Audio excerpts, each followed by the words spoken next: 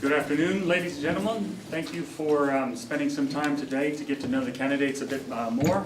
My name is Ezra Beeman. I was born and raised on an organic farm down on Road 95, but spent most of my life in this city up until about the age of 18. And then I went overseas for the last 15 years, but I've returned in the last 2 with my family. I've got 3 children, 5, 7, and 9.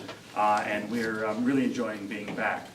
Now, some of the things you should know about me, I went to Claremont McKenna down in Los Angeles, or Claremont actually. I got a degree in economics and I got a degree in philosophy. After that time, I joined a consultancy and worked first in Oakland and then in Paris. We specialized in energy and electricity matters.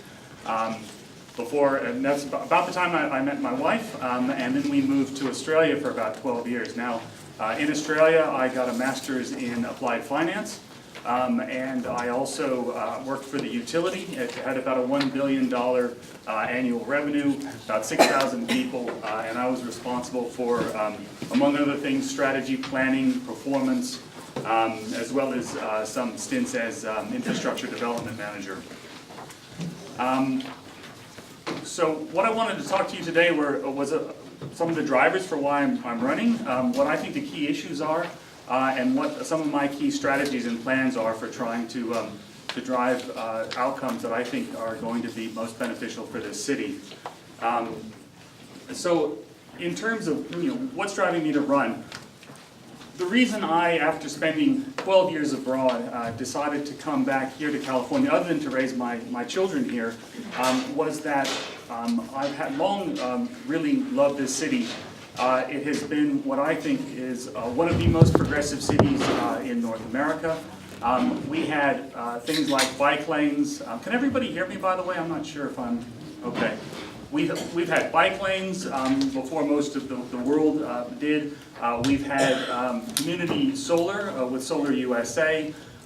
We've had the farmers market and the co-op, among other things, well before most of the world. So this has always been a progressive, cutting-edge kind of place. I also think it's a great place to raise your kids and to live, because it has long had a small town feel to it. And what I mean by what's attractive about small town means I can get anywhere in the city in 5 minutes, and it means that I know my neighbors, and that really enhances the quality of life.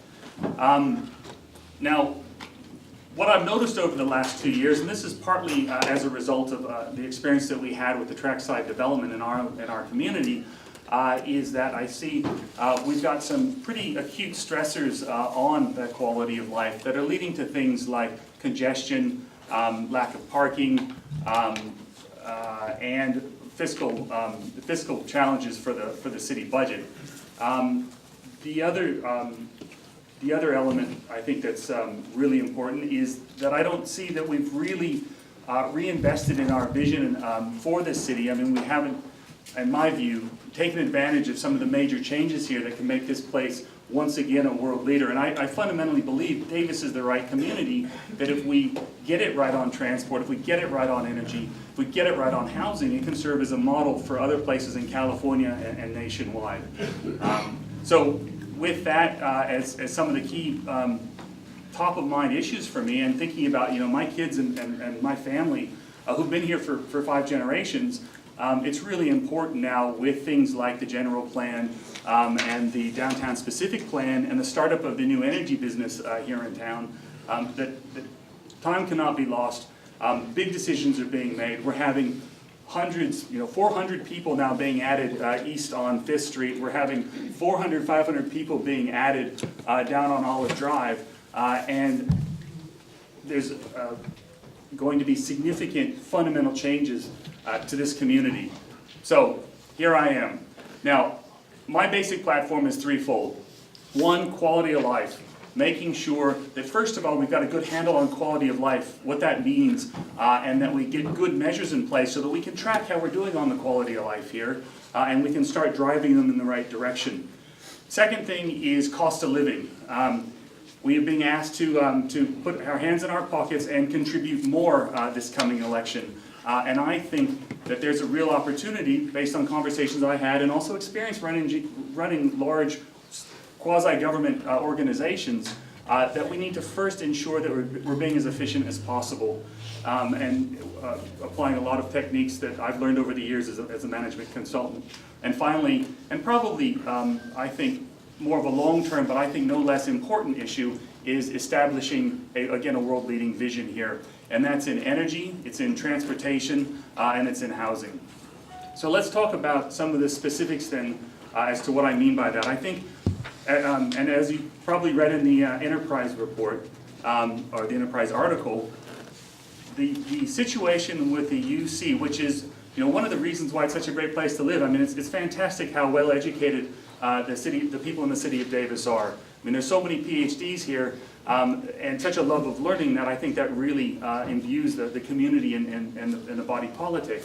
But having the university grow at the rate that it's planning on growing and only taking on 30% of the entire student body on campus is pushing enormous amounts of pressure onto our community that's going to manifest itself in more delays as you're driving around town, even less parking. I mean, when I was young, right, I could shoot around Covell, I come downtown. Now downtown is 6 cars deep between the hours of 4 and 6. I don't even go down Covell because I don't have the lights timed right, for one thing. So, to me that's a big deal. I think we can get UC to come to the table. I've done all of the research on what the other UCs have done and where they're at. The UC Davis is such an outlier in terms of how much land they have and how many people they have on campus. It's not funny. Now, I know that this has been tried before, and I know we've got a 2x2 sort of meeting between our council and them. As far as I know, they've not shown, there's been no meeting schedules, they've not even shown up, right? And so one of the key things there is just that's the first thing You're 6 minutes. That's 6 minutes. Okay. Just let it. Yeah, let's take questions, thank you.